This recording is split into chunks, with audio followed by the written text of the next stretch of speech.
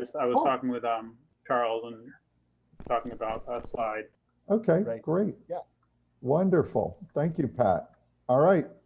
Without further ado, welcome to the, what is this? The, oh, okay. I think this is the 140th something um, Boston VR meetup, open mic night. And I will begin with introducing tonight's organizer, Patrick Renzi. Thank you, Patrick, for all your hard work. Take it away.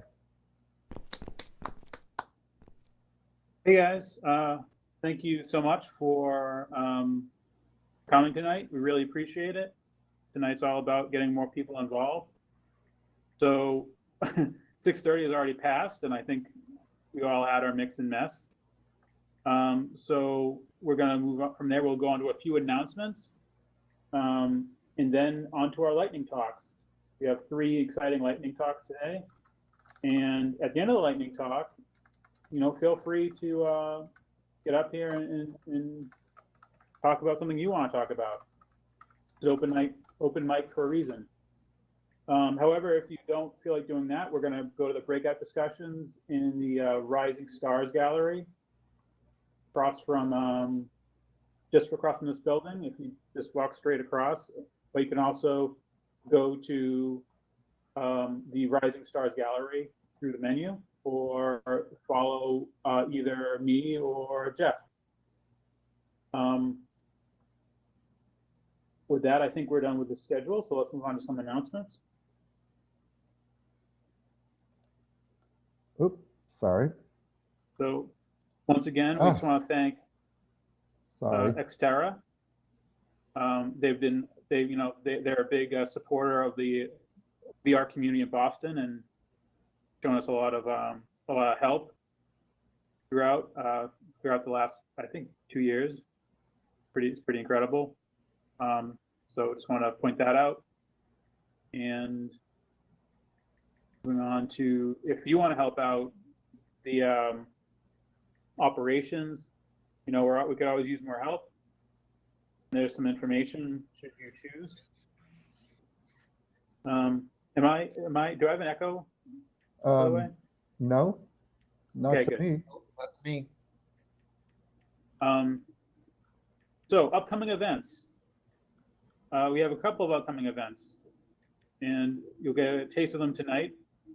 But one person who I don't think is here is Kendra. Oops, sorry. No problem. Ah, there. Oh. Sorry. Hope it takes. Does it take? Okay, great.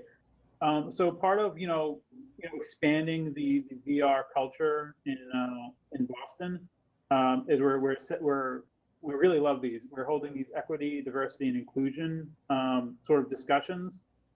They're not really presentations. They're moderated by Kendra, and she does a great job. And she just takes us through a sort of brain expanding exercise, as it were, and sharing our experiences and thoughts. And it's really incredible. And the next one is coming up February 3rd, and it'd be great if you could make it. The next one coming up is Rethinking the Apprenticeship Model of Surgical Training, See One, Do One, Teach One, on February 22nd by Shireen Lindquist, which is misspelled, I think. I apologize. And you'll get a taste of what she would like to talk about in further detail on February 22nd. And that's coming up, and we're all pretty excited. And furthermore, vocational rehabilitation and VR squared. Once again, you'll get a taste of what Seppi Azemba would like to present sometime in March. And we're looking forward to that, and hopefully he has a good time presenting with us tonight. Some VR opportunities.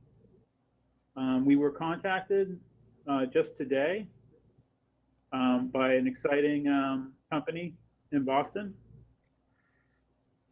So Vicarious Surgical, and I'll let you take a moment to read that posting.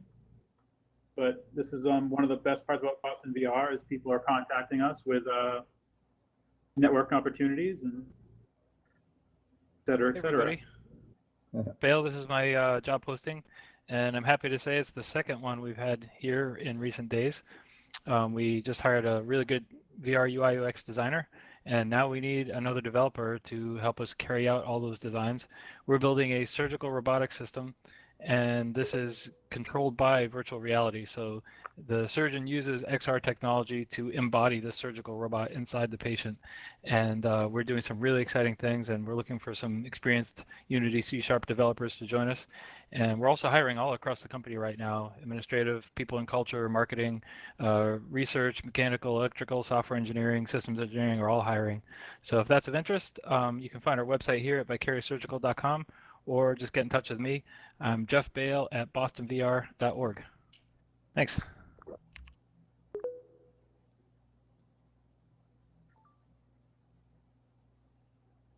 Thanks so much, Jeff. That was great. That was so great. I turned off my mic because I was concerned I was getting feedback. Yeah, so I believe that is basically it, if I recall. Yep. Thank you, Patrick. My apologies for... No, that was brilliant. Great. Thank you so much for introducing this.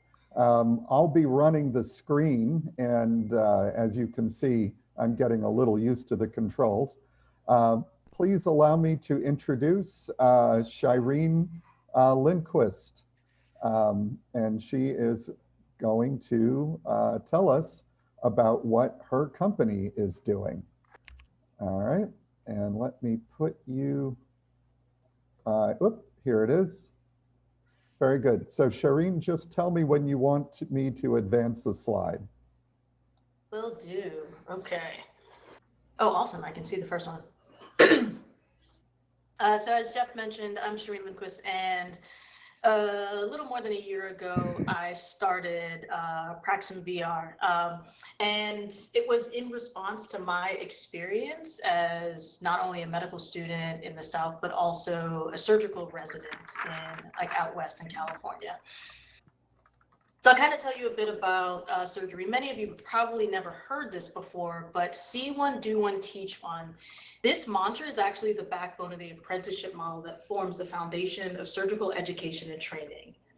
While the apprenticeship model has worked pretty well for more than a century, the rapidly changing landscape of surgical training actually requires, as you can imagine, a lot more innovative ideas to continue successfully churning out well-trained surgeons that are adequately prepared to operate in a variety of situations. You can go to the next slide.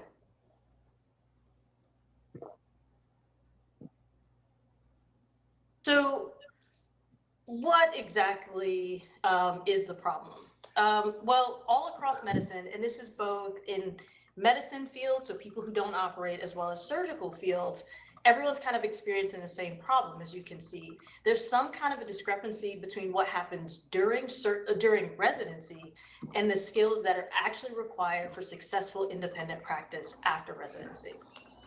Next slide.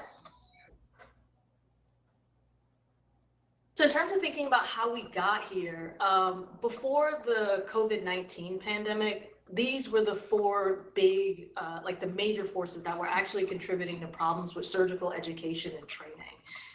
Now, as you can, I won't go into detail about what each of these mean, but they're obviously for them. They've had a significant impact. You can imagine with all the constant cancellations of elective surgeries that you guys may hear about in the news, and just hospitals actually being taken over by COVID patients more than any other patients, that the problem is actually exploding right before our eyes.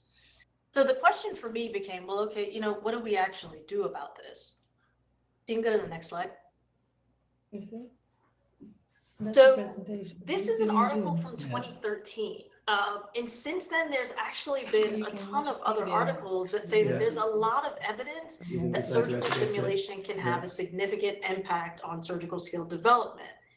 Unfortunately, there are no simulation standards that are in place in any residency program, in any surgical subspecialty, at all in medicine. And so I decided a couple years ago that I really wanted to build one. So what you're going to see next is a mini demo from, or it's a small video of a demo that I worked on with someone else who's also in the audience, Brian Mora. We'll talk about it a bit more in our breakout session. So Jeff, you can show the video. Okay. Weird. Oh dear. Here we go. Oh no, that's not it. That's not it. Jeff, that's my video. Yeah. Oh dear. Okay. I don't have it handy. Give me a moment. Yeah. Stop. Shireen, I admit I didn't see your video come through. Did you email me the link? It was the link that I sent you on Sunday. Oh, okay. Just give me one we moment. can watch it in the breakout session. That's true. Yeah, let's see. You sent it Sunday. I mean, it'll just take me a second to put it on the screen if I can find the link. Okay. Sent it Sunday? I never saw that. It was the one that we used to make sure that it was from, let's see, it should be from Microsoft OneDrive or from SharePoint. We use it to make sure that the, right. that the, Oh, man. I remember that.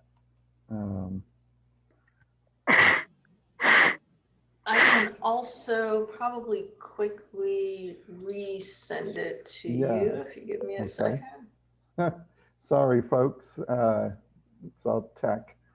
OneDrive.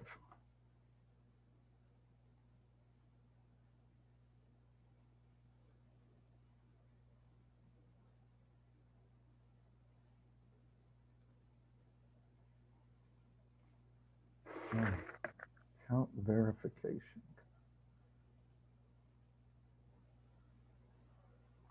Grab your email address again. You could also just put the link in the Zoom chat. That one might be tricky because it's not posted anywhere public. Okay. What's your email address? I can send it to you again. All right. Let's see. Let's see. Did you get it? Oh, I'm actually not in the Zoom anymore. Right. There. I sent it in the iLearn chat. Jeff. Jeff. Got it. PlanetJeff.net. All right.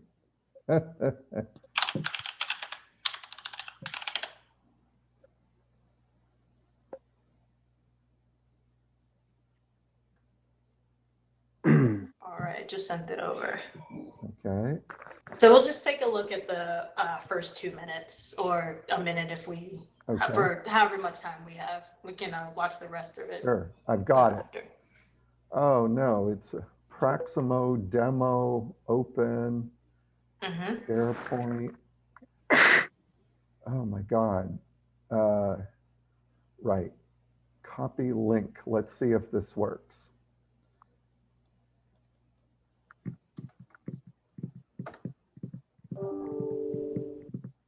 Oh, now it needs to sign in.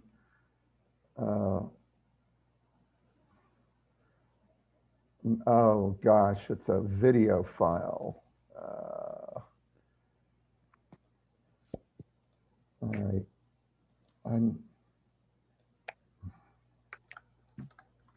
We can always come back to it. It's totally not a problem. I think we're going to have to. I'm sorry. I didn't. Okay, no worries. I forgot that you were going to present that.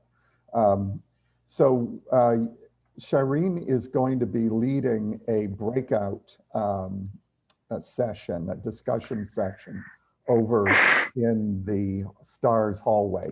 We'll go there after the talks here. So thank you, Shireen.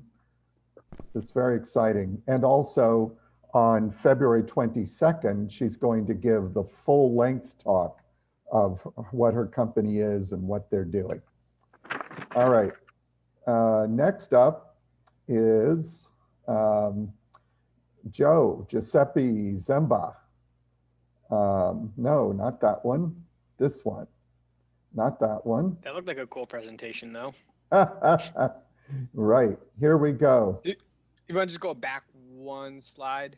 Yep. I'm trying. There we go. Perfect. Awesome. Thank you very much. All right. And actually, if you want, you can stay on the slide for a second, and then we can just go right into the video because I wanted to show the video first. Okay. I can do that.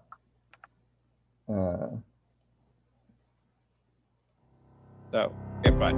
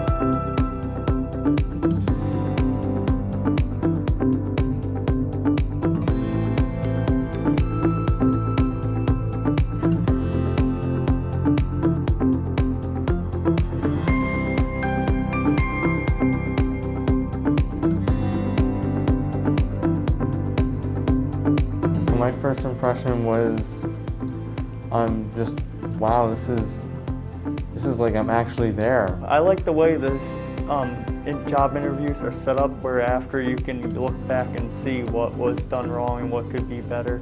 I teach a lot about job readiness, and when you do it through Zoom or you're doing it in a classroom setting, sometimes you can miss people or not engage with them as much as you want to. And so I think having a different platform to interact with people was really exciting. But when we think about what kind of opportunities we'd like to provide to our individuals through this platform, it seems like the opportunities are endless.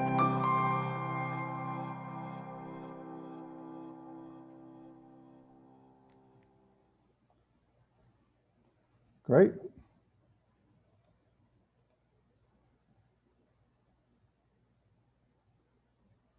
All right, so that was the project that we've been working on with Viability, a company out of Western Mass. And it's a great video that kind of shows a little bit of what and who Link2VR is. So as you can see up on the screen, Link2VR is a virtual and augmented reality business solutions company. You can just go through the next 3 slides, Jeff. Okay. Where that represents VR, AR, and XR.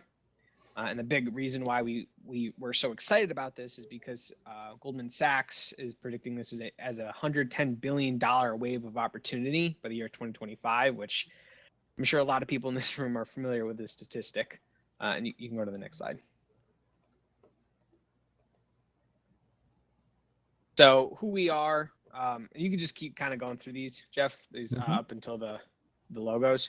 So we're a virtual and augmented reality business solutions company.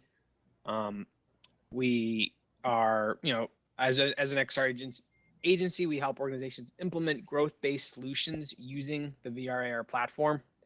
I myself am the Chief Experience Director and one of the founders. I'm kind of, as far as the director goes, I like to joke that it means that I kind of help both the virtual and in-person aspects of VR, although not really in person so much anymore. But we kind of help people get just an overall understanding of this technology, because as we're all familiar with, it's a very confusing technology sometimes, and helping organizations, people, educational institutions kind of wrap their heads around it saves them time and money by kind of doing a lot of the research for them and bringing that to the table. So these are some of the organizations we worked with. Jeff, you can go to the all the way to the book. So just a few of the organizations. We like to joke around that we have kind of some shy Fortune 100 and 500 companies that we work with that tend to be a little bit more reserved. And then you can go to the next one. And the 3 core services we offer are consulting, system integration, and software and experience development.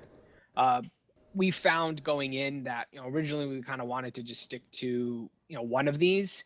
And then kind of introduce other companies. But one of the biggest issues was back when we first started in 2016, there needed to be kind of a consulting and education side to this, even from the software and experience development, because a lot of people didn't know what they didn't know.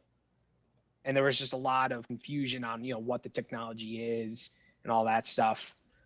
So we've been over the years kind of gathering that information and then presenting it to organizations all around the world. And then also on top of that, we then helped integrate the actual virtual systems, because we've actually been to some companies who've had VR headsets for years and didn't even do anything with it because it was too complicated, and they just kind of let it sit in a corner collect dust. So, we pride ourselves in being able to kind of help organizations realize what they have and help them streamline the process of utilizing the technology. So, Jeff, if you want to, I don't know if you can skip to a specific slide, but if you can go to slide 23, kind of gets right to where I wanted just to kind of, and you can leave it on that slide because I'm going to just talk about that real quick. There we go. This one? Perfect. Yep, that's the slide. Thank you. So the video you guys saw was a great example of educating and training in the workforce of today, particularly vocational rehab. It helped a lot of people experience training in a way they'd never had before. And this was specific to soft skills training, which 85% of job success actually comes from well-developed soft skills. And a lot of people in vocational rehab have a lot of issues there. So having a virtual reality experience that can simulate those type of environments is very important to these guys. Another training experience we're working on them is workplace simulation for like factories to kind of desensitize people from the noise and the sounds and a lot of the other information that's coming at the over saturation of information that comes at a lot of people when they first enter these situations. So by creating a virtualized version of that, we can streamline the experience and allow them to have it in a controlled environment where they can immediately be taken out of it. So, and this is actually kind of a teaser of what we're going to be talking about in more detail on in March.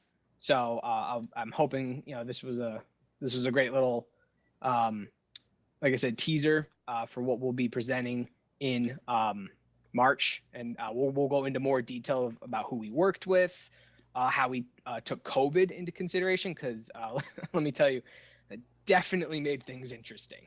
But to be honest, even if we weren't dealing with COVID, some of what we did still would have been taken into consideration due to just the regular sharing of the technology that's done, especially with the companies that we did. So, Great. yeah. So again, I'll do the full presentation in March, and I think we're even going to see if we can get the company that we worked with there. But yeah. But thank you guys for listening. If you have any questions, I'll be hanging around afterwards for a little bit.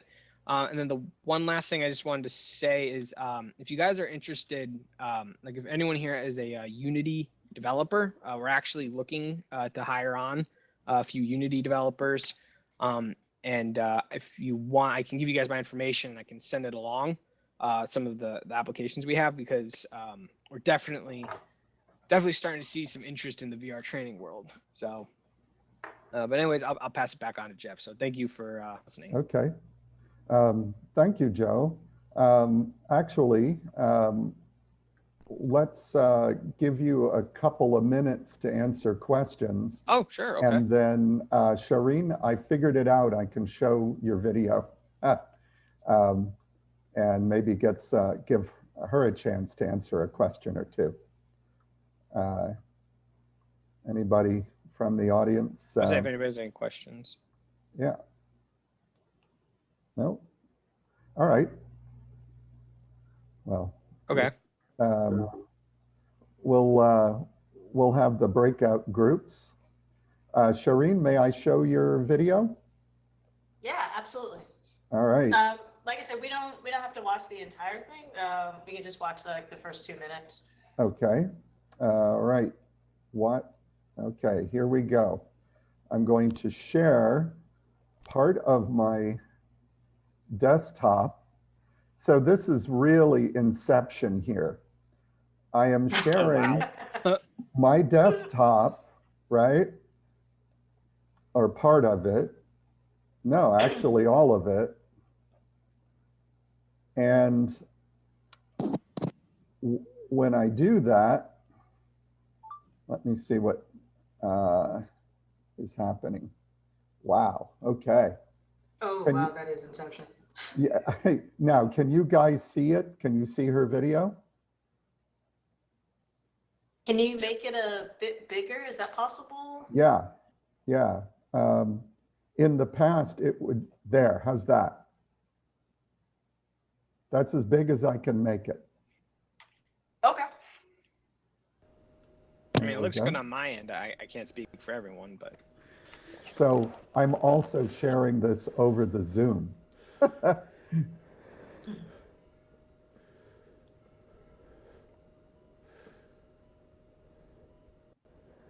Laparoscopic. Yeah, so just so everyone knows, there are multiple ways to do surgeries. One, you can make a really big incision. We call that open surgery. You can make small incisions like what you see here in the video. We call this laparoscopic surgery when you actually insert a camera into the patient's body part.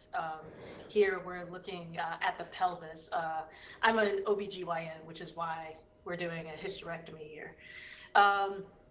And then there, of course, kind of along the lines of what Vicarious is doing, there's robotic surgery. That one is not in our video. Jeff, I think you've got okay. You got something's up in front of sorry. There you go. There. Is it back? Yeah, so that's back. Sorry. So really what we were aiming to do with this prototype is to figure out a way to be able to not only teach young surgeons the steps of the procedure, but then to also emulate some of the movements of the procedure as well. Because surgery is a lot more than just kind of cutting and sewing, despite what it seems like. You have to first obviously know the anatomy. So you need to know what it is that you expect to see, and when you don't see what you expect, you need to know what to do. And then of course, the next part is you need to know the steps of the procedure that you're doing. So we wanted to actually make sure that we included that. And then mimicking like the actual movements is really important in helping you develop muscle memory to learn how to do the procedure properly. And you know, the last part that I'll actually say for the sake of learners is also getting used to not looking at your hands. So when you operate with laparoscopic surgery, so when you have a camera inside the patient, you really have to get used to looking up at a screen and having your hands just know where you are. And it's actually more challenging of a skill for people to get used to than it seems, especially when you're operating somewhere in the abdomen or in the pelvis. So we can, Jeff, you can stop the video. I'm happy to answer any questions about what we did or about where we're going. So we can just kind of open up the floor. I actually had a quick question, and I apologize if you already said this, but what program are you building this in? Unity or Unreal? So this one was actually built in Unity. Our development from from here forward will actually be in Unreal. Okay. That's great. This is training, or is it also part of a robot?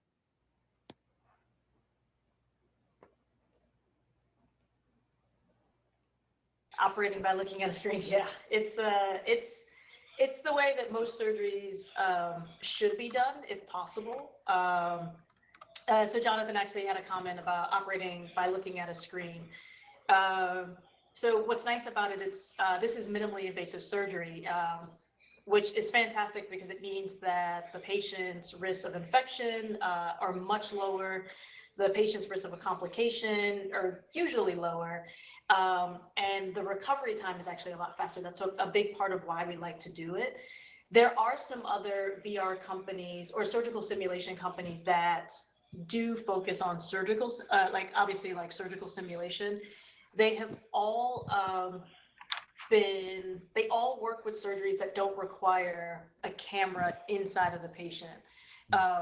So this was definitely, a lot more challenging because what we're trying to do is obviously mimic what you see inside the body, but then also get the learner used to moving their hands in a 3D space that they're not looking at, or they're not looking at directly, but that they're looking at on a screen and understanding exactly where they are. Right. So for this one, we actually did use VR controllers. And, it's really funny that you mentioned whether or not their hands are being tracked. I did think about that initially. That was what I wanted to do. And the truth of the matter is, like I said, I'm a practicing surgeon. What I realized is that it actually is important to understand what it feels like to have an instrument in your hand. And the VR controllers aren't perfect, but they're pretty good, especially in terms of the Quest and the location of the buttons. It actually simulates some of the instruments that you use in laparoscopic surgery pretty well.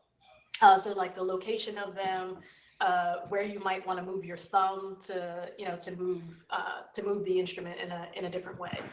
So that was actually, once I grabbed a Quest, I realized that could work.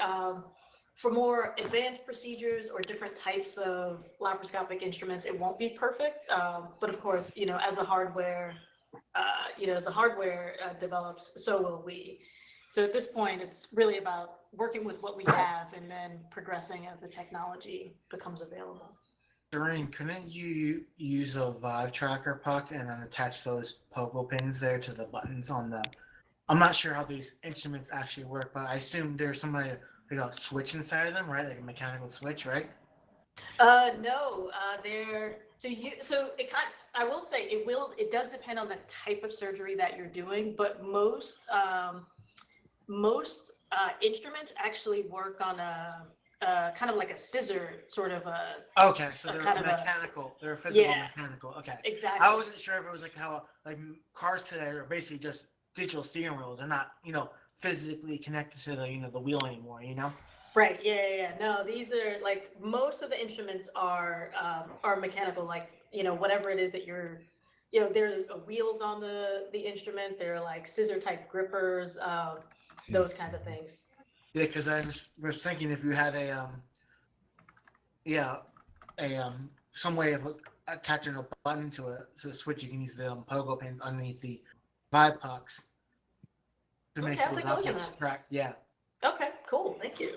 And also, did you see one company that did a surgical system using OptiTrack and HoloLenses where they could track all the objects in 3D and overlap them? No, I Markers, didn't. Who's doing that? I don't remember. I forget what company was doing that. Very cool.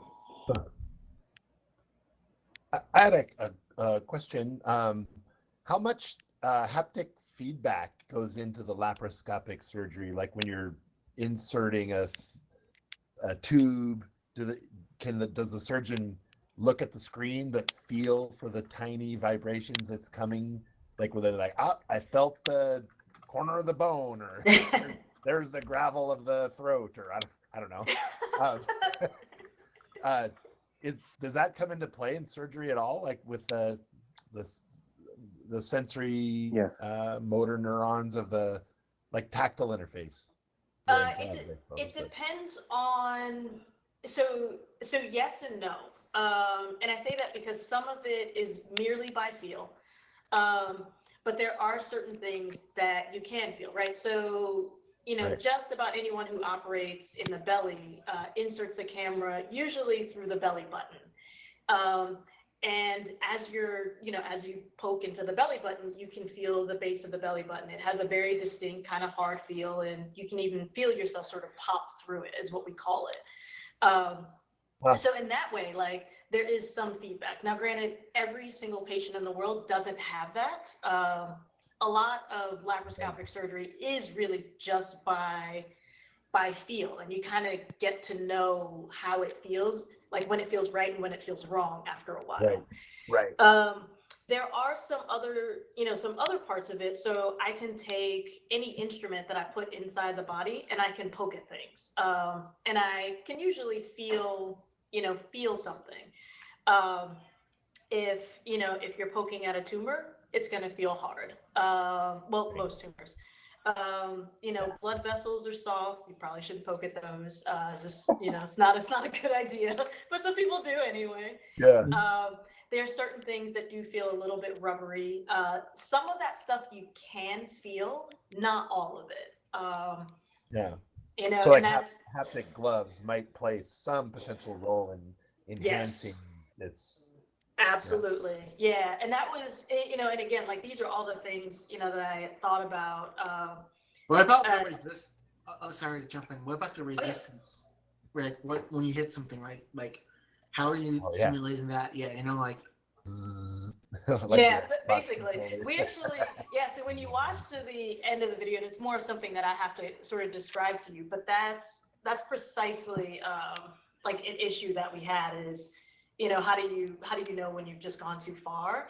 And really all we've done at this point is just sort of set vibration, just to kind of let the person know, like, oh, this is not where you should be. It will definitely, like, we'll have to spend a lot more time thinking about how to make exactly the program actually mimic real life a bit more. But that is definitely one of those things that I wanted to be really mindful of, because it's, one of the other things is if you pull too hard on something, right? If you I say if you shouldn't poke a blood vessel, but quite frankly, if you poke it hard enough, like, you're going to put a hole in it and it's going to bleed. And that's actually really important to be able to simulate. And some of that will just be, like I said, like, I have a group of surgeons that are on my advisory board, and that was why, like, we're not at that point of development, but I wanted them to be able to play with it and say, how hard could you poke this before something bad happens? So that we can at least, like, start to, I'm not gonna lie, I don't know anything about, like, the math behind any of this, but we could start to at least think about what that would look like, and how to be able to simulate that. Yeah, because I've done some resistance-based stuff on, like, physical feedback and stuff like that. Okay, sweet. That's great, Shireen. I really look forward to your full presentation in February, and Shireen will also be available for further discussion at the Stars Gallery. I'm sorry, we need to move on to give the chance. It's exciting that you've piqued people's interest. Lightning. It works. Yeah, definitely. Yeah, it's really exciting what the work you're doing. Thank you. Oh, you're welcome. I ran into Shireen because because I work at Children's Hospital, and got introduced by a mutual friend. So, well done, well done. Let's see. Before I forget, I got a message from the Zoom Charles Perkins is developing a social VR platform called Virtual Rendezvous. And he's looking for Unity developers. And if he can make it here tonight, I can introduce you. Otherwise, we'll probably see him at a future event. Anyway, our third talk is Jeff Bale. Care to come forth, Jeff?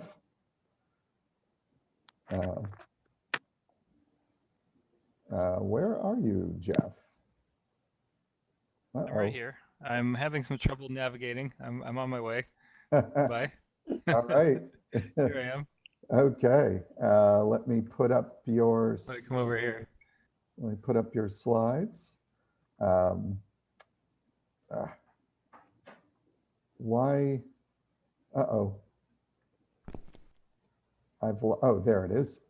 Okay. Yeah, that, there. Okay, just. There we go. Yep. All right, so in honor of MLK Day being this Monday, I wanted to do a presentation on a short VR film that I recently watched called Traveling While Black. You can jump to the next slide and I'll do a brief intro. So this was directed by Roger Ross Williams, who is a fantastic director. I guess I'll talk more about the kind of film and artistic side of it in a bit, but first just want to give a little background. He collaborated with Felix and Paul Studios, who've done some amazing work in VR film. And it was also partially funded by the Oculus for Good program, VR for Good program, I should say. And they do a lot of different projects, but it's all kind of, you know, for the good of humanity, different projects in medicine and things. So this was part of that umbrella from Oculus. And documentary is based around something called the Green Book. And I'll talk about that in a bit. But basically, this is a guide to help Black travelers navigate the country in the 30s, 40s, 50s, and even into the 60s to help them find safe gas stations, hotels, restaurants, places to stay that were pretty critical to being able to move about the country. The entire film is pretty much set in Ben's Chili Bowl, which is a restaurant in Washington, D.C. There are a few shots in other places. That's kind of the central theme of the movie and where it all takes place. Slide. So this is just a little bit about the Green Book. There's a picture of it here actually that I found online, and film is mostly done through interviews rather than narration. And so in some of these interviews, they have people who lived through these times explaining what it was like to try to travel during this time. And, they pointed out that, Black people were able to purchase cars, but they couldn't necessarily find a gas station to get gas for them. They're able to hit the highway, but, they weren't necessarily able to find a place to eat or find a place to stay. And so the Green Book would list safe hotels, private houses they could stay in. And then there was also some interviews from people talking about what it was like to go, on an interstate trip between, two southern states and be on a bus or a train, often not being able to use a bathroom for, a very long trip, couldn't eat. They all had to bring their own food. And one of the things that really stuck with me, one of the quotes from this movie that really stuck with me is saying that, in these days, young people don't have a Green Book in front of them anymore, but they have it in their heads. And I think what's meant there is that although, there aren't segregated gas stations anymore, for instance, this is still a society where there's still a lot of barriers. So this Green Book is unfortunately in some ways, really still around. Next slide. So this is just a bit about the Chili Bowl setting here and kind of how most of these interviews took place. So the restaurant itself is quite small and has these tiny little kind of diner tables, and they put the camera so that you know, quite literally have a seat at the table, and you're sitting eye to eye with the people that are doing these interviews. And it really makes you kind of drawn in, not only to the place you're in, but also obviously to the people that are, you know, telling these stories. And so in this particular scene, the entire community is kind of all turned around and is listening to the interview. But in most cases, it's just kind of business as usual during, you know, an average night, it seemed like, when some of these people were talking. So it kind of feels like you are just participating in a conversation in this restaurant. And William says, this is such a subject that calls out to the audience to participate in it, to be part of it. And that's really what you see happening here. There's an audience of people in the room, but also you at home. You know, obviously you don't have any agency, you can't talk, this is a film, but you do feel like you're participating in the conversation. This particular interview is with Samaria Rice, who's the mother of Tamir Rice. And she's describing the day when she lost her son and kind of goes through everything that happened that day.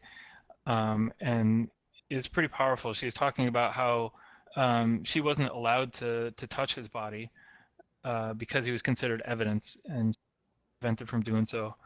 And so this is a really pretty powerful interview, one of many in this film. Bud? So just a bit about the film itself. Originally, it was a play, I think made about a decade ago, called Traveling While Black, and the author, Bonnie Nelson Schwartz, approached Williams about turning it into a film. And I guess I haven't read the play, I've never seen it, but something like this, in the form of interviews with people who were there and actually lived through the times, I think, to me, is a lot more powerful. But it's, I'm sure, an interesting play on its own, and maybe it's the same interviews with the same people in the play. I'm not sure, but the way this was made just made it feel quite real. So one really interesting aspect of this movie is that it starts out in a movie theater, which, for those of you that have tried some, you know, kind of VR movie experiences, like a big screen or one of those applications, it kind of felt kind of cliche to me at first. And it wasn't until later, when I started doing some research on the film, that I learned that Ben's Chili Bowl was actually originally a small theater that was turned into this restaurant. And one of the really interesting things in the film is that they use the set itself, this restaurant, as a kind of projector screen, and they are projecting, you know, historical footage and doing other effects onto the walls of this place. And they actually use this thing that used to be a theater as a projection screen, which I thought was just really amazing way to kind of bring some of the history back without, you know, just cutting to it directly, you know. Another interesting thing to me is that many VR films that you see go to great lengths not to move the camera at all. And I think that there's, you know, in the early days of VR film, you know, these beliefs that you can't do that because it's going to make people motion sick. But the reality is you can do some movements, and as long as they're controlled and slow, and you don't have acceleration or deceleration. In other words, if you just kind of move the camera at a constant speed without letting it like kind of ramp up or slow down, it's really pretty okay. I didn't notice any ill effects from it, and it really added a lot to the movie, because there's times when you're approaching someone who's, you know, in the film as they're talking about some of their experiences, and again, it's like you're walking up to them and you're about to sit down with them, or that kind of thing. So I thought the dolly shots were really neat. On that end, I'm not sure. A dolly shot is when you move the camera in or out on some sort of truck, for those of you that don't know the kind of film lingo. And the truck term is also used for a lateral movement, and that's not something I've seen, and that tends to be a little bit worse VR sickness-wise. But the way the dolly shots in any case were done in this movie was really, really pretty nice. So much so that you almost didn't notice it happening until you know, kind of look around at the periphery of your vision. And the set design, in some ways, was just this restaurant. I think they just brought a camera in and started filming.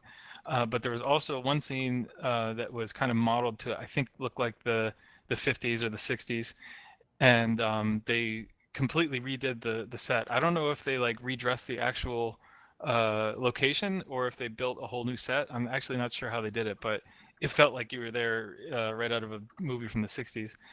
And in the shot here that you see on the screen, this is Virginia Ali, who's run the restaurant for many, many decades.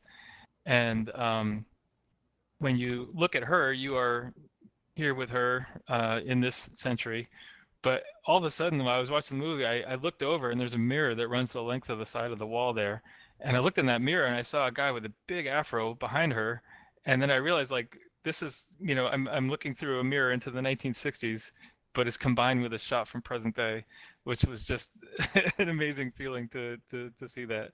I thought it was really neat. So I have also just some kind of more technical notes about how to watch the film on the next slide if you want to advance.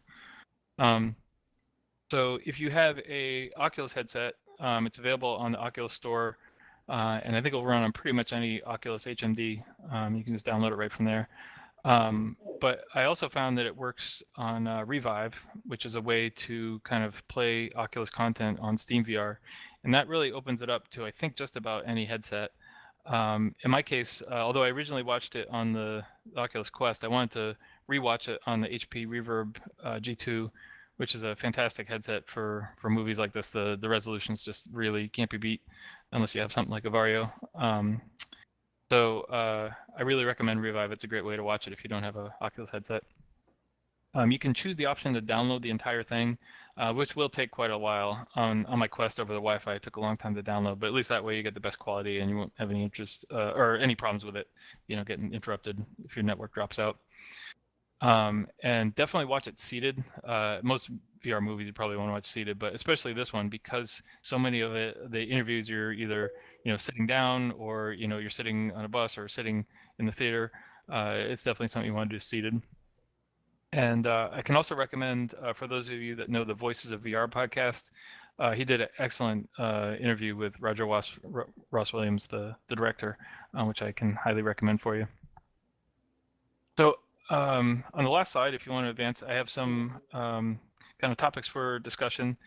And I'm guessing that maybe some of you have seen the movie, but probably most have not. So I kind of tried to design these such that we could maybe have a little talk about it, even if you haven't seen the movie and even if you're not familiar with the Green Book. And I guess I'll just kind of describe each one of these, and then maybe you all can shout out what you think about it. One thing that really struck me is one of the interviews saying that, back in the day when this was really set, there was this assumption that at some point all this violence was just going to stop because it was so awful that they almost couldn't imagine that it would continue, and yet they point out that it's just continued on ever since the days of slavery right up until today. And that one part of that interview really just kind of stuck with me. There's a lot of poignant moments, especially with Samaria Rice, but that one sentence I thought really made it seem that like when you're enduring some of these things, you just like can't imagine not ending, and then decades later it's still going on. And then I also want to talk about just kind of VR film in general a bit. So many of you probably might have heard of Chris Milk, and he was one of the early on kind of pioneering VR filmmakers. And many of you, I'm sure, have probably heard the term empathy machine. So he's saying that VR can be an empathy machine, and kind of wonder sometimes if it actually can live up to that potential. What might be holding it back? Is it just the technology is not good enough, or it's not real enough, or the resolution's not high enough? Can it really do that, or is this term just simply kind of getting worn out and overused? So many people have kind of adopted it and used that phrase that, to me, maybe I just listen to too many podcasts and stuff, but I kind of get tired of hearing that. And what I really wonder is, does the empathy actually persist after you exit that movie or that VR experience, and what happens to you a month later? Are you a changed person somehow? I've still been thinking about my reactions to this film, and don't know that I'm going to remember every interview and everything that was said, a month or a week from now. But I guess I would like to think that I remember being in this place and talking with these people. And then finally, as you may have heard Jeff point out, he is spearheading this equity, diversity and inclusion initiative with BostonVR, and we've had a number of meetings now. I think Patrick also mentioned that we have one coming up, and I hope you all can participate in that. But I was thinking it might be kind of nice as part of that to kind of talk about this film if we can all watch it on our own. And then there's another one in particular that I haven't tried yet, but that I'm quite interested in, called I Am a Man. And I thought maybe if you all are interested, we could kind of experience that on our own and then come together as a group and just talk about it a bit. Does anyone have comments on this, or really anything else? I'd like to leave it just kind of open. Yeah, go ahead. Oh, I'd just like to say the the next EDI meeting is February 3rd, and that's on the BostonVR meetup page, so you can just sign up for it through there. And Jeff, I think that's a great topic, and Kendra is on board. All right, so Virtual Rendezvous has their hand up. Yeah, hi. Jeff, can you hear me okay? Yeah. All right, listen, two quick things. One, you should know the HBO Max streaming service has something called Watchmen. And the main character in Watchmen was a writer for the Green Book. And that's one of the characters. And it's set in the 1960s. So if you want to see a more realistic portrayal of that time and that universe, just stream that series Watchmen on HBO Max. You should also know there's a clinical study recently that playing virtual reality opposite gender characters makes you more balanced male-female even months later, and makes you more open to transgender. It's a clinical scientific study. And you should also know there's an interesting science fiction book about this topic.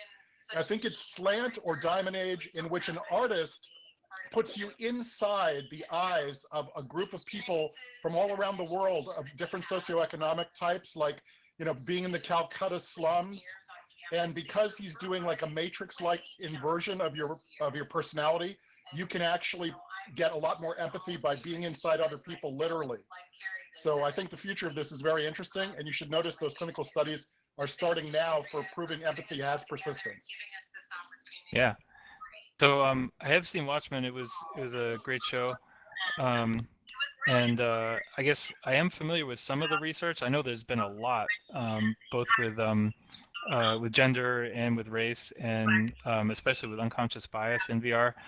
So that's something I've kind of listened to a lot of research about, but I don't really, I can really rattle it off the top of my head. But it is a pretty interesting thing, and I know that a lot of the research has shown that if you can, you know, even briefly just experience life as someone of another gender or another race, you can really kind of get past some of your bias. Yeah, that person is Mel Slater. Does a lot of work on VR empathy, and also has weird other studies like Becoming a Child, where like adults who are abusive, they become more empathetic, or things like that. Definitely need more research studies on long-term effects though, because there's this notion of how much does it affect you? Like if you're watching a movie and it's very, very moving, could that be as effective as VR? Sorry, somebody's typing and I'm getting distracted. Someone was raising their hand. Was that you, Shireen? That was me, yes. I was actually going to say the other HBO Max show that really talks about the Green Book, and I think does it pretty well, is Lovecraft Country. Yeah. So that's definitely one that I would check out. There's a lot that's happening in it, but yeah, just from like the Green Book perspective, that one's a great one too.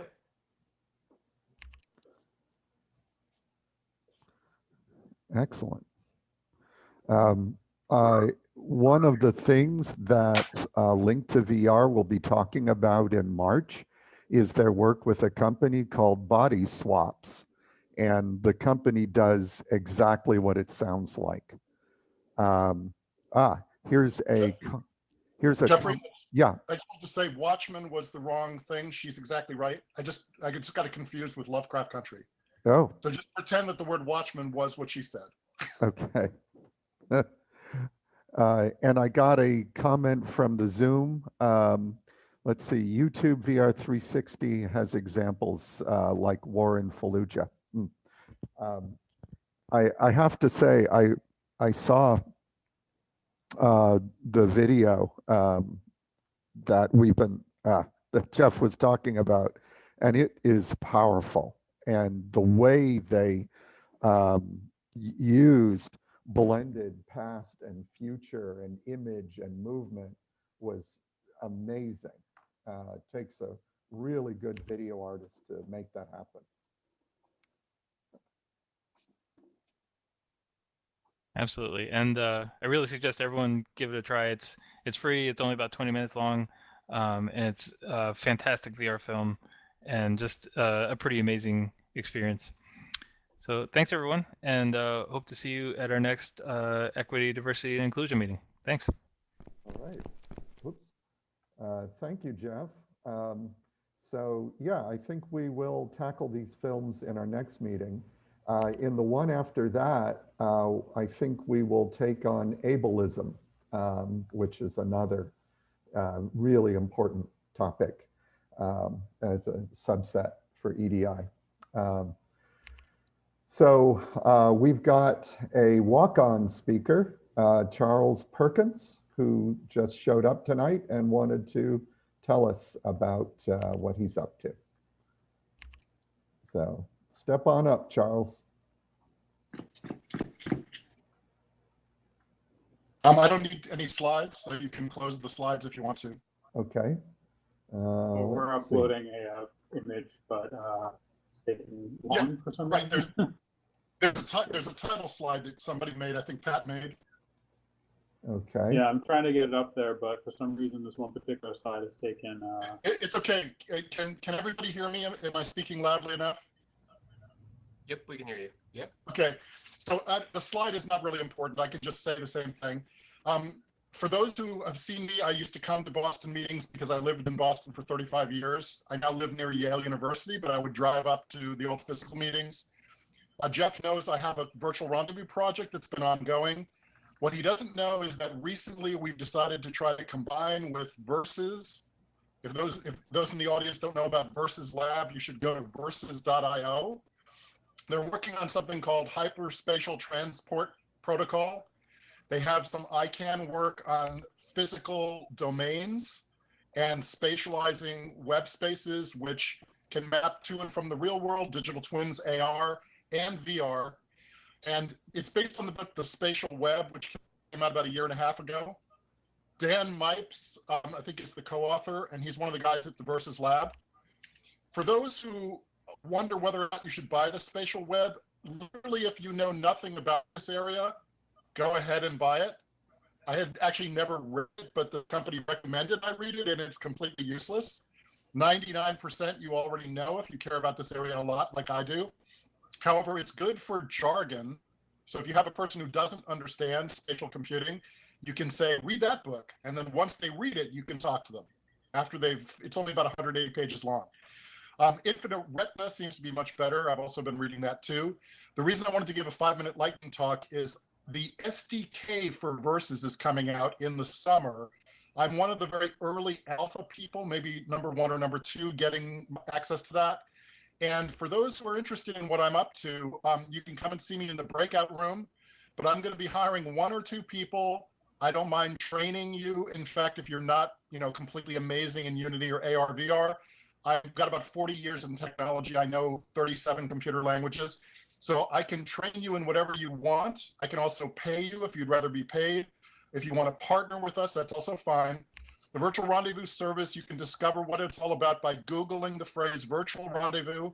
You can also find my LinkedIn by doing that Google. And if you are interested in spatial.io, I know a lot about that company. I'm an alpha tester there too. But versus.io is something worth peeking in on. Take a look at some of their Vimeo videos and you'll see they're attempting to solve the problem of all of these different kinds of spatial computing being linked together by a single portal kind of transport mechanism between domains. I think they're kind of simple-minded right now. They think it should be three-dimensional bounding boxes. But in fact, in VR, you can have affine geometry more than 3 dimensions. You can go backwards and forwards in time. There's a lot of sophistication they don't understand, but they'll get it eventually. For those of you who know about croquet, that's something that experimented with this 10 years ago. There's a lot of interesting research, but Virtual Rendezvous has been kind of a passion project of mine for a long time, but I never bothered to build anything because I didn't think there was enough out there to really make what I wanted to come true. Virtual Rendezvous is basically multiple identity, reputation, activity, and presence done the right way with crypto-secure lower layering, radically decentralized on the XX network. If you haven't seen the XX network, that's brand new. It's going to ship in a few months. I'm alpha on that too. That does metadata shredding and denominated quantum resistant coinage. Very exciting stuff. And so Rendezvous is going to build on top of that and basically interact with the spatial web, giving you identity, giving you your friend network in a way that's consensual and private, and basically be the anti-Facebook, the anti-Horizon. So if you're interested in that sort of stuff, I'm going to be starting next week. So just contact me through LinkedIn. If you have any friends of friends who are interested, I'm located in Yale, New Haven, but because everybody's virtual, we can meet in Spatial IO or any of a dozen other ways to communicate it by VR. Ideally, you have a Quest 1 or 2. That's the way I prefer to interact with you. Anyway, anyone who wants to join the project, I'll just buy you one. So I'll be in the break room later if you want to talk to me in more detail. And if you Google Virtual Rendezvous, you can find an old Kickstarter from last year that at least tries to put some of this down in words, but it's a lot more interesting than that.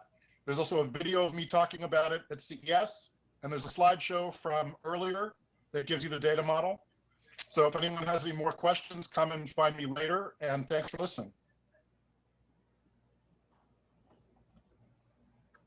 All right, thank you very much.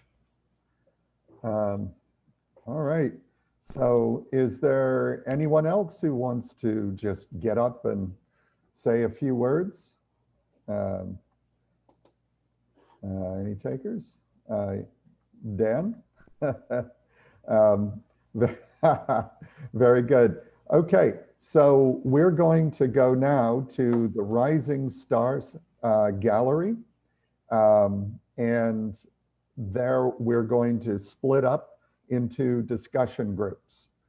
So you can get to it by going into the upper left-hand corner of your menu in iLearn, click the Go To, and find the Rising Stars, whatchamacallit.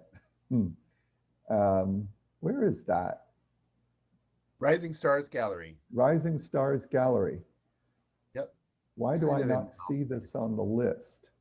Gotta scroll down a bit. Yep, scroll Oh, down. I see. Scrolls Right. down. Got it. Yep. Or you can just follow me and we'll walk there. It's pretty close. So Hey, Jeff, Transition. before we move at all, can on the projector screens, can you share websites or URLs, or is it Yeah. only slides? yeah, I can do a URL, yes. Sure, then I might, I don't know, I have something non-VR related to showcase that I've been working on for the past few months, just so you can see what I've been up to. But I don't know if that's relevant or not. We can talk about it in the other room instead. Okay. Yeah, let's talk about it as we walk. Sure. Yeah, I mean, generally needs to be VR related, but we're very liberal about how that is defined. Is it okay if we teleport there? I'd rather not walk. Yeah, by all means. All right, I'll see you there, Jeffrey. All right, see you there. All right, who was talking about wanted to share something? Just a moment ago. Oh, I think it was Oh, Alan. me, Alan? Alan, where are you? Here, hold on, let me figure out how to stand up and move. Oh, Alan. Alan Foster, hi. I didn't recognize your voice at first. Excellent. Well, I know, it's been forever, right? It really has. Yeah, your voice is deeper. Thank you. Well, I think it might be because I don't even know if I'm using the correct microphone. I don't know how to configure if I'm using the correct one or not through the virtual campus here. But all right. Well, we need to get over to the Rising Stars gallery, so we can talk as we walk if you like. There we go. Actually, I just changed my mic, so there we go. All right.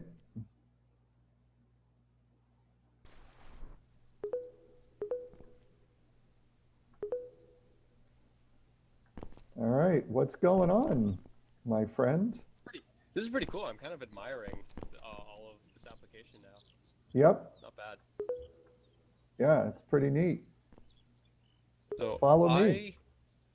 I have been working on setting up a co-living space for founders and entrepreneurs in Boston. Oh, cool. Yeah. Just warn him that we It's, can all I hear the call it conversation. the founder Oh, house. Alan, which makes we sense. can all hear your conversation. Is that a problem? Hey, Jim. Hey. Come along, Alan. So here, because I don't know, you're leading. I don't know where we're going. Yeah, you lead. We're straight ahead. This place right here in front of me. Oh, this place. Okay. Yeah. So you want to create a co-living space.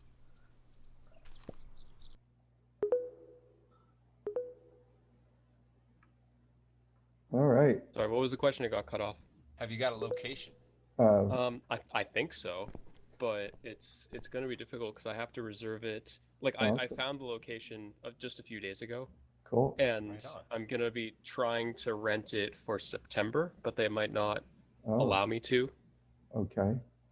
Good So luck. I might have to rent it for the next 8 months, even though I don't really need it because the Just in program case would start in anyone, September. If you want to lead aware, a discussion the about it, you zones could are just choose private one of zones these. of private rooms that will cut out sound. So if you're having a conversation with someone, only can't hear them, it's probably because of that. Yes. Oh, so these are room zones, huh? Everyone who Yes. wants to, Although- everybody who wants to lead a conversation, jump into an empty square and put something on the screen and wave your hands, I guess. And I'll be walking around the main area with wine and cheese. There we go. Anything that's a discussion topic, feel free to overwrite. They're just placeholders for things. If you have a link you want to show off, by all means. I'll be right back. I'm going to take a bio break. Okay. Cool. Hey, Jim, did you get the kids down? Yeah, they're in good shape. Excellent, excellent. Just to let you know, I'm screen and voice sharing onto Zoom. Yes. We still have 11 people on the Zoom. How are you guys doing, Zoomers? They're How do I wave? But Jeff, are you just going to bring them all into a box and they all? How does that work? I suppose, yeah, if it's an interesting enough box. No pressure. That's right. There we go. Now, Alan.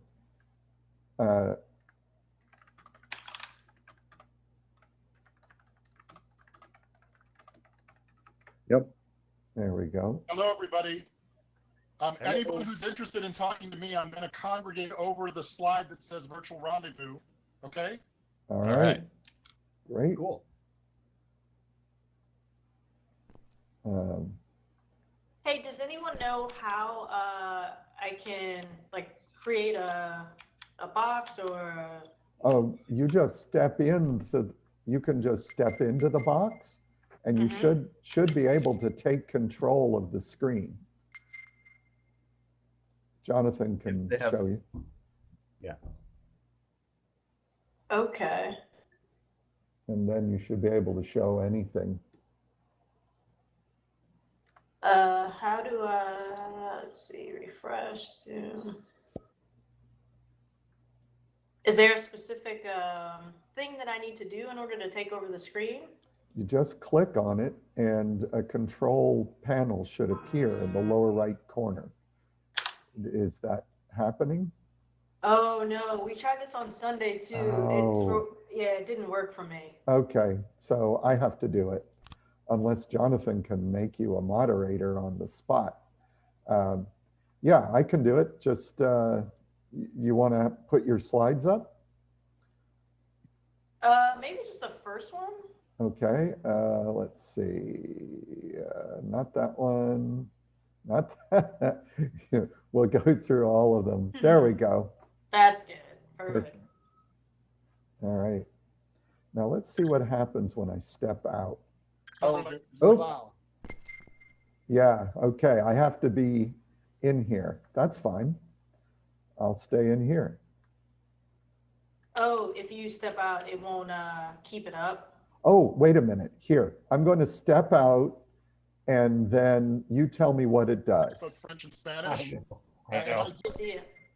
You could still see it. It didn't change. Yeah, no, it's totally there. That's pretty cool. Okay. I need to change its external appearance is what I need to do. Okay.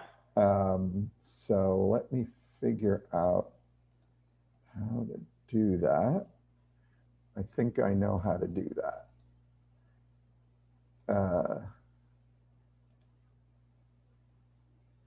Okay. So would you like an image of your first slide? There we go. Yeah, I think just the first slide is good. Perfect. Jeffrey, can I ask you a quick question in between the Yes, cracks sir. here? Yes, How sir. are things going with your virtual VR Boston meetings? This is the only one I've come to, I think. Oh, well, we've been meeting every month.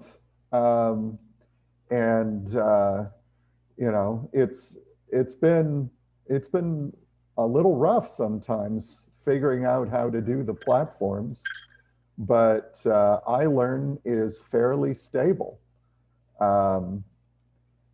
So Do you have any feedback on the other ones that you wouldn't recommend? That would be helpful.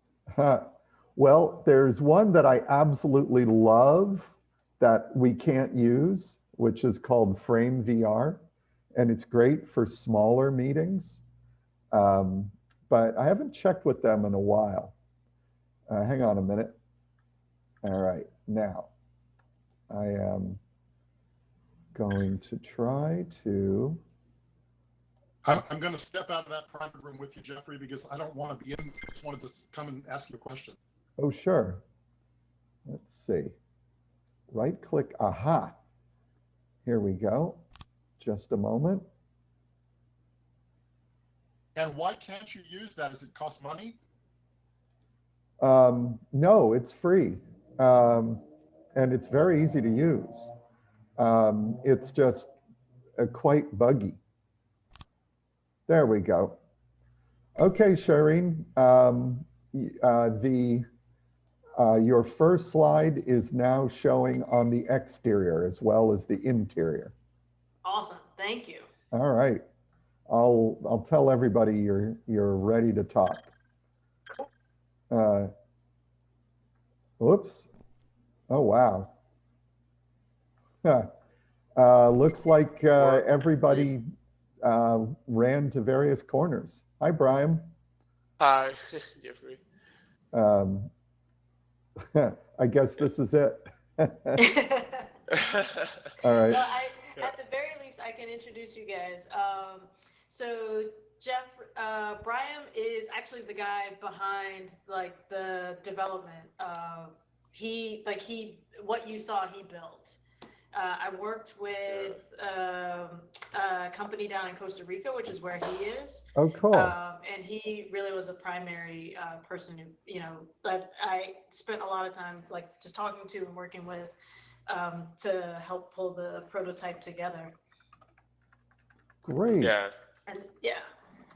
And then Brian, like Jeffrey, yes, as Jeff mentioned, one of my advisors, Alyssa, put us in touch. She's also up in Boston. I realized that I don't know if I sorry. do this tonight. Sorry. But she put us in touch.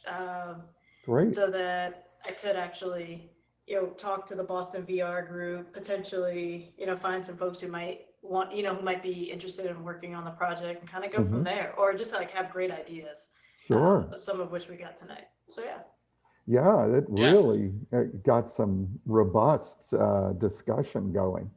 Yeah. And this is a really good group for that. They're very excitable. I like it. I like it. Right. That's cool. Yeah, Jonathan sent me a separate message. He's going to put me in touch with someone that he knows at Oregon State who's done some cool work with pet anatomy Okay. to see if it'll help us in our next endeavor. So it's pretty cool. Excellent. Excellent. Hey, Well, Emily, how are you? hey. Hi, Shireen. Hey, how's it going? Good. I loved your talk today. It was so very interesting. Thank you. Thank you. Are you also in healthcare at all? Actually, I am not, but I was very interested in how you feel, like when everybody started talking about, how do you feel with your hands when it's in a virtual experience, because surgery is supposed to be very precise, right? Mm-hmm. And what happens if you go too deep, or what happens if something goes wrong in a virtual experience? What do you do? Yeah. I mean, it's a great question, and that's a big part of, it's so funny. I think I arrived at wanting to do this out of a place of anxiety from having those questions in a real patient. Like if I can practice in a virtual world and no one gets harmed, but in a real patient, different story.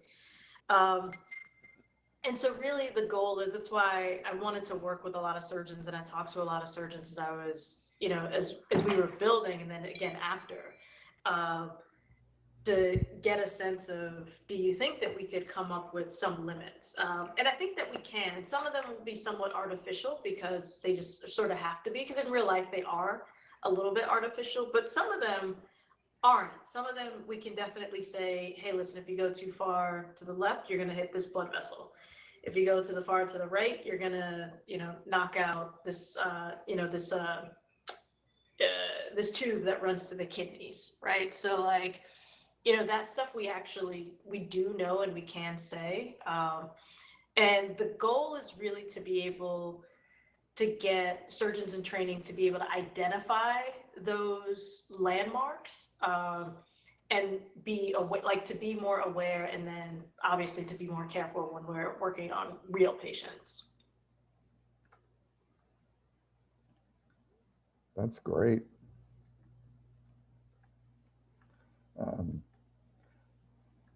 I remember when I had I forget what it's called. It's a type of hernia. It's a tear of the fascia right under the belly button. Yep. And the doctor said she could go in with laparoscopic tools and do it that way, but she asked my permission to just cut me open, said it's easier to get to stuff. Yeah, it absolutely is. And I said, sure, why not? And so she went in there, she fixed it, and she changed me from an Audi to an innie in one shot. And it was mind blowing. I mean, she sculpted my new belly button. Yeah. She made art with my body. And those are fun. It's really fun when you can do stuff like that. Oh my God. And I met her like a week later and I was having no problems. So we just started talking about virtual reality. Now I know why I brought that up. She said that the information I receive through the tip of my scalpel, through feeling in my fingers, is crucial. Yes, and absolutely. Yeah. So, I mean, how much, I think there was a question like that in today in the talk, but do you have some haptic feedback in there? So, yeah, it's a great question. In this iteration, not really. it also depends on the type of surgery, right? So when a surgeon is, when they're saying that they're using a scalpel, and I absolutely, Hi, Alan. what I feel at the tip of the scalpel, what I feel in my fingertips, like that really guides what I do. But when you're doing surgery with a scalpel, you're opening someone up. And so the feeling is completely different. What you see is different, how you see it is different, everything that you touch feels different because you're able to actually use your hands more directly. With laparoscopic surgery, there are lots of people who really didn't think that laparoscopic surgery was going to take off because you couldn't feel anything, right? Like so many surgeons were used to, making these bigger incisions and cutting people open and feeling with your hands. And what we've learned is that in laparoscopic, yeah, exactly. Truthfully, most of the time it is in fact easier to just, make a big incision, take out what you want, or sometimes put in something that you want and go from there. But in laparoscopic surgery, there isn't haptic feedback. Like I said, you can, if you poke at something soft, you'll feel it. And that's the thing that we need to be able to simulate. And there are ways that, that we can figure out how to do that.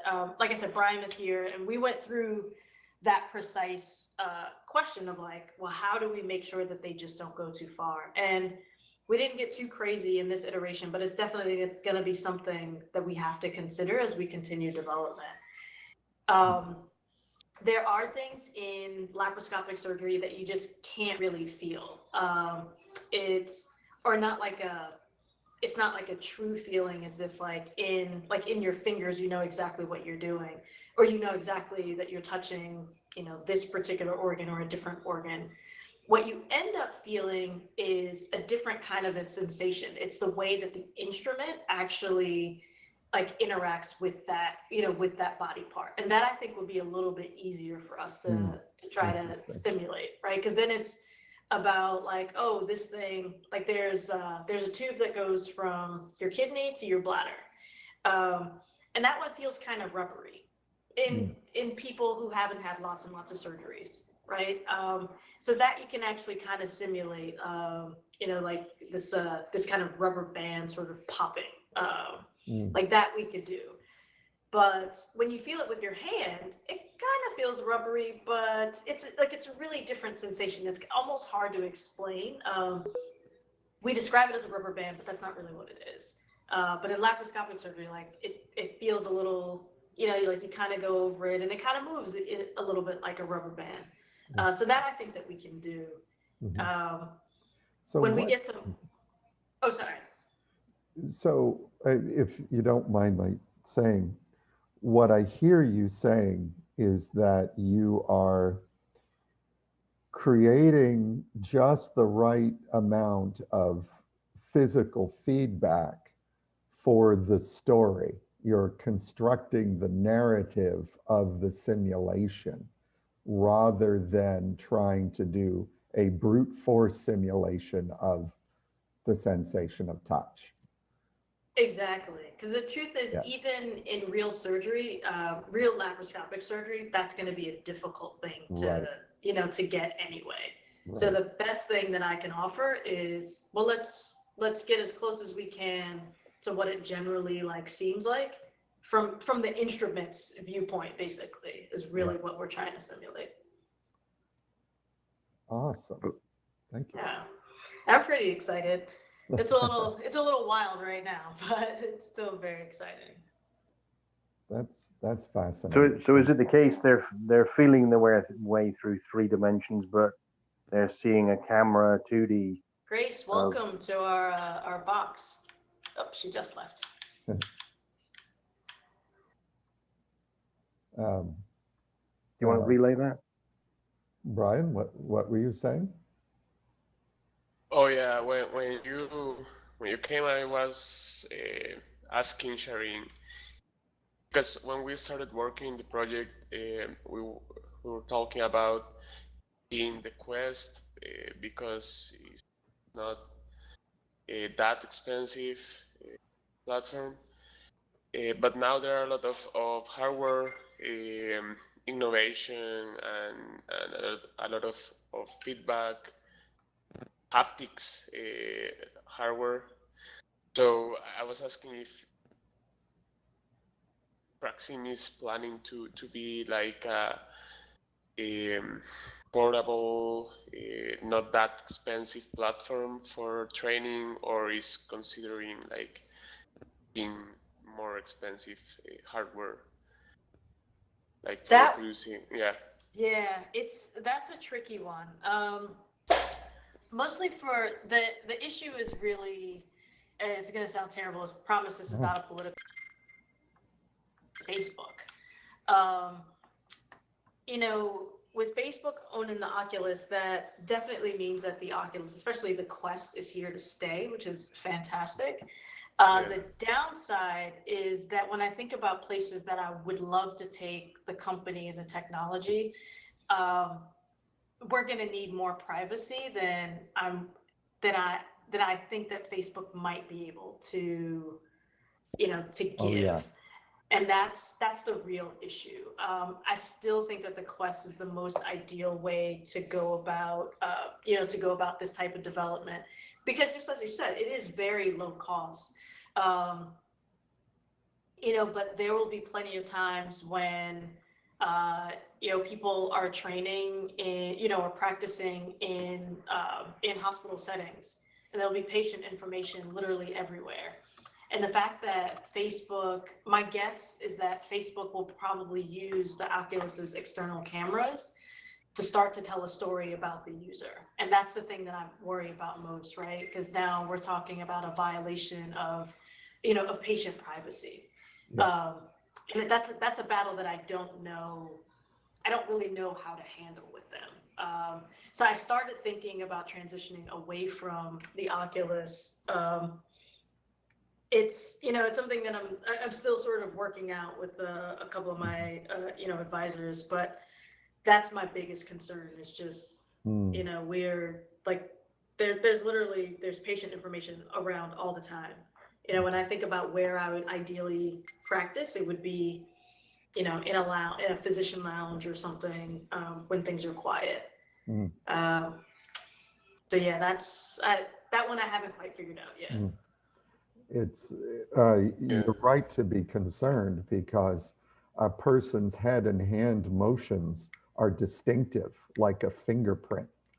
And any headset that has an online data stream going back to the company, they can use that to identify you. So that's a HIPAA violation. Exactly.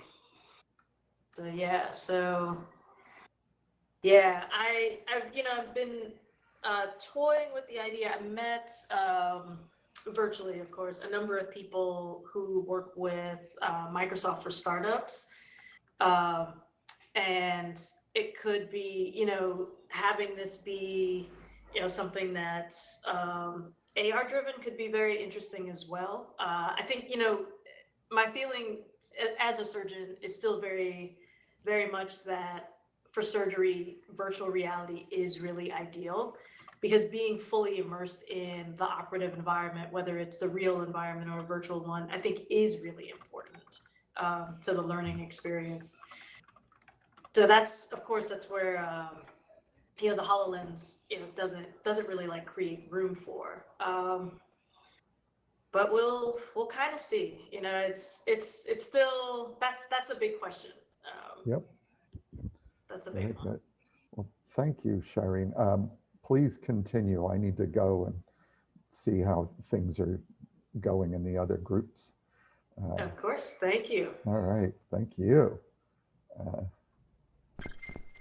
Just the key phrases, if you remember, are Versus.io SDK, Hyperspatial Transport Protocol, and Virtual Rendezvous. So all you need to do is put what the slide says, except make sure it includes Versus.io. Okay, yeah, I'll update Versus.io. Speak of the devil. Yeah, Jeffrey, I've been talking to Pat for a while, and he's got the brain state of what I'm interested in doing. Okay. I just wanted to ask you quickly, have you seen Versus Labs videos, or do you know anything about their Hyperspatial Transport Protocol, HSTP? I know nothing. Okay, well, it is worth finding out about, because something stealthy is about to emerge in June, and even though I'm involved, I can't talk about it in great detail. But I wondered whether on the web all this stuff was described, because they're offering me a CTO position. Wow. And yet I'm not sure they're real. Yeah. I mean, you know how that works, Jeffrey. There's lots of people who are really good at talking. What is the name of this? Okay, verses.io, verses.io, is the company that has been doing laboratory R&D work. They have a series of Vimeo videos you can watch, and HSTP is their version of HTTP that spatially represents both physical worlds, digital twins, and virtual worlds in the same bounding box three-dimensional metaphor. So imagine hierarchical bounding boxes that can also be named, and then you can use them to put assets, and then you can teleport there. It's basically an interspatial internet. So like you'd be in Virabella, and you'd represent all the spaces here, and then there'd be a way to teleport to another virtual world and take everybody with you. Cool. Exactly. It's a very good idea. By the way, I had it in 1992. That's what Virtual Rendezvous was originally about, was connecting virtual worlds. Right. But it took so long for there to be lots of big virtual worlds that there was no point in me doing anything until really this year, when I think VR is maybe finally going to start hitting mainstream with the number of Quest 2s that get sold. Yep.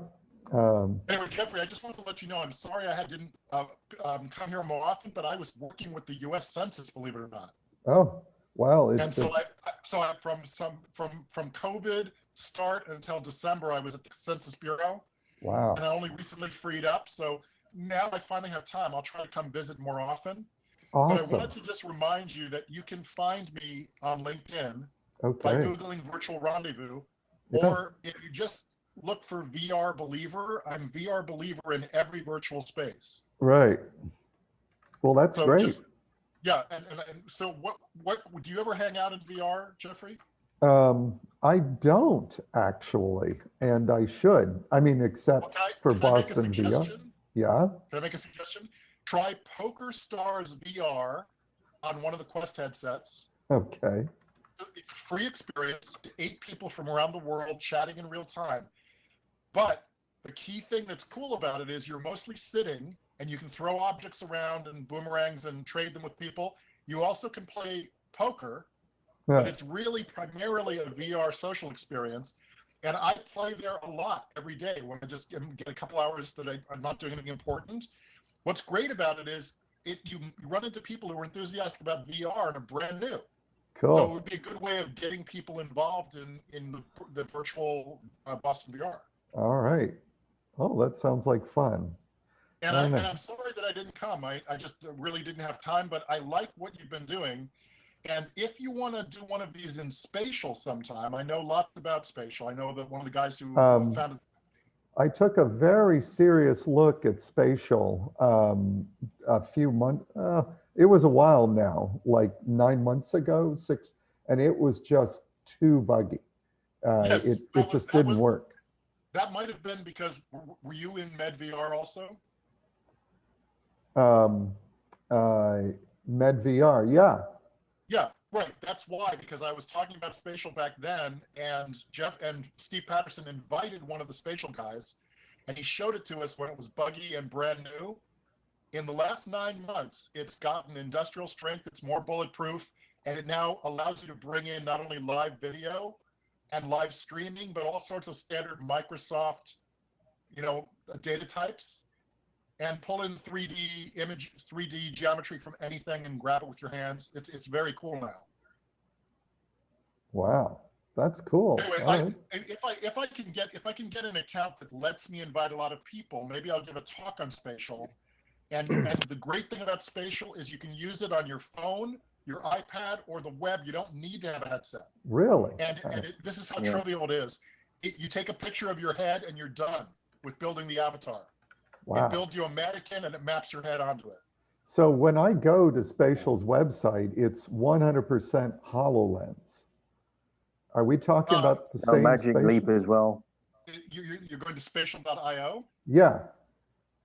Okay, well, if you just try creating a spatial account, you will see that it is not HoloLens required.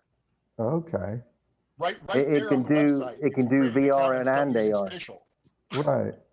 The Yeah. reason I thought, Jeffrey, the reason I thought you might simultaneously. be interested is it's very frictionless, Oh, unlike downloading a 3 gigabyte file. Okay.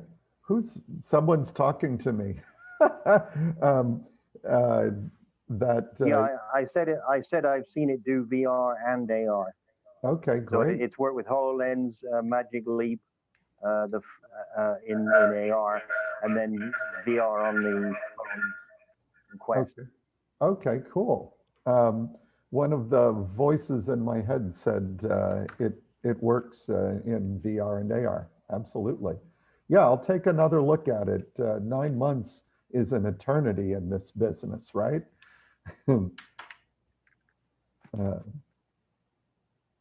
Cool. Well, yeah. Oh, shit. Sorry. I keep doing that. I keep clicking on the window to get the focus, and I end up walking across the way. I think, Jeffrey, one of the things that they're doing that's kind of cool, though, is Yeah. if you move your mouse, do you see how it makes a little image of you to see how small you are and where you'll teleport to? Yeah, that is kind of neat. Yeah. I do like I just that. hadn't seen that. That's very simple, but a kind of an obvious idea for people who don't know what they're doing. All right, cool. Anyway, Jeffrey, thank you all for right. continuing to keep the flag going for VR virtually. Oh yeah, yeah. I also try to go to the Ori AWE virtual talks in New York, but Yeah. I haven't even been able to go to those. But AWE. they are worth attending now and then. He does some good VR stuff. Okay, cool. All right, VR Hey, talks. All And right. Pat, thanks Hey, again Charles, for. could you turn around? I added versus IO SDK to the slide. Is that the correct spelling? I just want to make sure, because that's all the information I took notes on. I just want to make sure that whatever we have. Hey guys. Hey. What's going on? Griping Talking about about HTC. HTC, and about all the weird moves they made with like the Vive Pro and the Oh. whole reveal and that whole, Yeah. Yeah, it costs more and does less. That's not a good thing. Well, when they released it, like you couldn't buy. They didn't release the bundle right away, or they didn't release like the individual parts right away, and it was like a month or two apart. And so like I remember we bought a bundle when we didn't want one, or we bought the base stations when like it didn't make sense to buy them, and then like a month later, like they just added that to their price list. I was like, what? Ah, Why did they do this? that's I, confusing. and their base stations cost more than the ones that Valve's selling too. I know, it's ridiculous. And it's the same exact thing. You can use both of them. It doesn't matter. Yeah. So there's all these rumors I've seen. I feel like in the last month or two, that HTC is coming out with a new product this year. Yeah. So I've heard it'll tidbits be about interesting. that. Yeah. I mean, I always thought like after the Cosmos was such a big flop, or at least is perceived as a big flop. You know, It is a big flop. I'm wondering like, can they survive like if they have another crappy product launch, or even if it's a good product, Yeah. but they just are so bad at communicating its value and how to buy it and all that stuff. Like, can they survive that? But what we were just saying is that like it may not matter because they don't need to sell products in the U.S. They can just sell in China, and they may not really care about the U.S. market that much. That could be. That could be. Well, the only thing they really have going for them right now is they have the eye tracking stuff. Huh. Yeah, but they don't even own that. That's Toby. That's Toby, yeah. Okay. And then they have, what is it? They have the Vive Focus, the standalone one. Have you used that, Jeff? The Vive Focus? No, I haven't. That's just their standalone headset. I did try that. Doesn't that have the ultrasonic controllers? I've tried it, and the band kept on broke on when I tried it on. Yeah, I was not impressed. Oh. Kind of reminded me of the Daydream Mirage headset. Okay. You remember Yeah, I that never got one? to try that one. I heard of it. I never got to try it. I'm like, you do 6-DOF tracking, and then you want to give me a 3-DOF controller. I'm like, what? That's silly. All right. I was like, this is cool that you're doing this tracking system, but like, I want my hands now, you know? Yeah. I thought we figured it out. So we don't want 3-DOF hand controllers, you know? Yeah. Like by the time that came out, I'm like, I thought it was like at GDC 2018. I was like, didn't you guys learn that gamepads and like 3 DoF controllers are not very good if you have 6 DoF tracking? You know. Right. And so I was like, didn't we learn this with the Oculus Connect CV1? You know, when we didn't ship hand controllers with the thing. Yep. Oh. Yep. Okay, guys, my brain is collapsing. I'm going to toddle off. Jeff, thank you for bringing Traveling While Black and all that. Let's just let's make that our next EDI. And then the one after that, let's focus on ableism. Yeah, that sounds good. I can do a bunch of stuff for that because I care about that a lot. I got a big thank you from someone on the Zoom who is disabled and was thrilled to see that we're actually including that on the list. Yes. And, you know, we're all temporarily abled until the only we're. demographic you can join at any point in your life. Yes. Yes. Does Kendra have a headset? She, let me see. I don't think she does. Because it'd be kind of great if I think in addition to Traveling While Black, we should also do I Am a Man and just kind of talk about both of them together. Does that make sense? Yeah, I think it's a great idea. You know what? It would be really great for her to be able to like experience, both of those. Because otherwise, I think it would be kind of hard for her to participate. We have an Oculus Go that's gathering dust. I'll make sure that it works and I'll ship it to her. Yeah, if you could hook her up. I don't know if I Am a Man will work with that. Okay. Because I think that might actually, I'm guessing just from looking at the pictures, I haven't actually tried to use it yet, but I think that one might be a actual VR experience and not just a movie. Okay. All right. What was the one where they used scans for that? Where we talked to people as like 3D scans and stuff? Yeah, what was I don't know. I don't remember. I don't know too, but somehow I just heard. So I think this might be a Quest one. But I don't know if we have a way to get her a Quest. Right. It's not too far, but I can ship her a Quest. That's pretty I impressive. can do that. I'll totally do it. Is she not around here? She moved to Allentown in Pennsylvania. Oh, that's right. I remember her saying that. Yeah. Yeah, that's fine. I'll ship it to her to loan. So we bought 6 of them, the hospital did, but I still have the one I personally own. Oh, wait a second though. I'm actually trying to look it up right now. I think it may just be Rift and Rift S. Oh, well then. Yeah. Let me just do a quick search on the Quest thing. I mean, Traveling While Black is pretty meaty subject there. Is that a Tribeca Film Festival one year? Because I think I saw it there too. Yeah, I think it was at Sundance, I think. Yeah, so I Am a Man, I think is, I got to research a little bit more. It looks like it may be like a film festival installation based kind of thing that they released. And they probably made it for like room scale. Okay. And for that kind of thing. So I think it only does the Rift, unfortunately. Which is probably not practical to send her at all. Right. But maybe, we can have some of us try both and some of us have only tried one, and that we can just use it as a way to start discussions and maybe tie it into VR a bit more, By the way, speaking of ableism, I love that Half-Life Alyx gave an option to play the whole game with one controller only. Game? Half-Life Alyx. Oh, really? Wow. Yeah, I haven't tried the that whole yet. game with one controller only. Wow. Okay, just a minute. I'm typing to someone in the Zoom. All right, be back.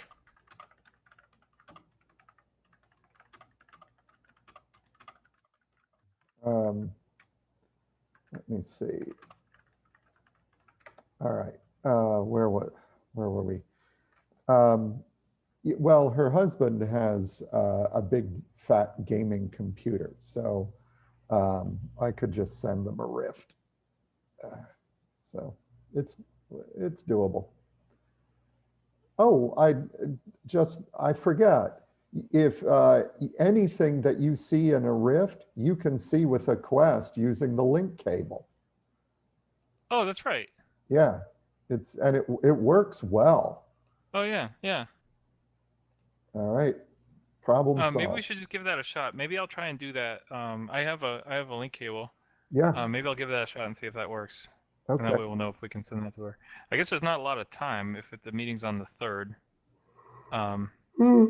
Right. I'll have to send out the advertisements, but that's plenty of time to get it to her.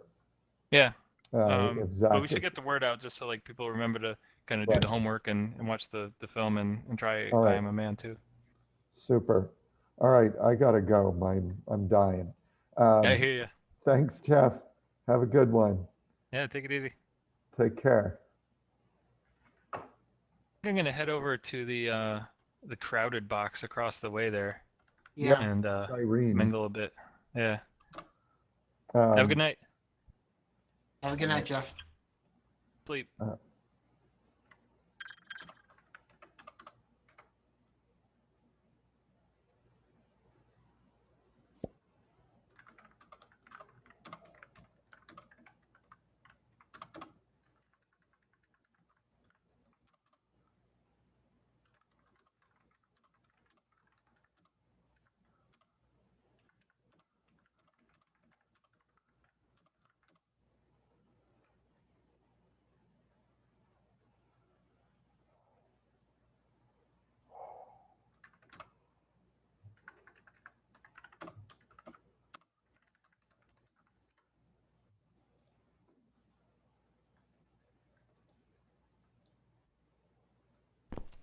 Eight hours this weekend. We're just not going to have a project we're proud of compared to the other. So other Pat, teams. can you explain? Is it already an existing team that you're working with? Yeah, it's a Xterra. It's an Xterra. I believe we're team 5. Okay, people. all right. Pat? Jeffrey, did you have a question? I'm taking off. Have a good evening. Thank you so much. Jeffrey, well, listen, you know how to reach me, right? I think we're connected on LinkedIn, right? Yeah. All right. Okay, well, Pat here is interested in maybe working with me. I can teach him some stuff. Okay. And as soon as he's done with his current XR class, he can come and do more serious things. But in the short term, Pat, even if you have an hour a week, just talking to you about it would help me to specify in enough detail what I want done for someone else. So even if you end up not wanting to do it or not have time, it might be worth me trying to explain it to you, because then you can tell me what I don't understand. Right. Well, I can definitely writing functional specs in VR is a little difficult. Yeah, well, I can definitely spare an hour just to talk things over. It's an interesting project, but I just don't have the ability. I'm going to be doing about 20 to honestly 25 hours because I want to knock these projects out of the park until the middle of February. Right, you've got that homework I gave you. Why don't we just do it this way? Let's connect on LinkedIn. Once you've had a chance to look at all that stuff, let's spend an hour sometime on Saturday, Sunday. You just pick what's good for you. All right, cool. We'll and thanks again for talking. Yeah. You can tell Jeffrey anything I told you if you want, and he can go looking for other people too, okay? Yeah, do you want me to bring it up to, because Xterra is also full of people like me who and identifying the emerging technologies and then using that as sort of the grist for conversation. Right. So well, I guess, if you want me to, I can. I guess the answer is anything that you think is a good example of what virtual rendezvous is, you're welcome to creating the foundational, what works in XR for medical education. What would be the journal articles that you would all look at as a emerging field of practice? So there's that growing knowledge base. We're calling that effort the knowledge tree. But then the emerging technologies, because the affordances are constantly changing as new technologies, haptic interface, bodysuit, X-ray vision. I mean, who knows what's coming out next? And then so the iLearn tries to identify those emerging edge, integrate those as best as possible. We have a scan report that we're putting out every year. But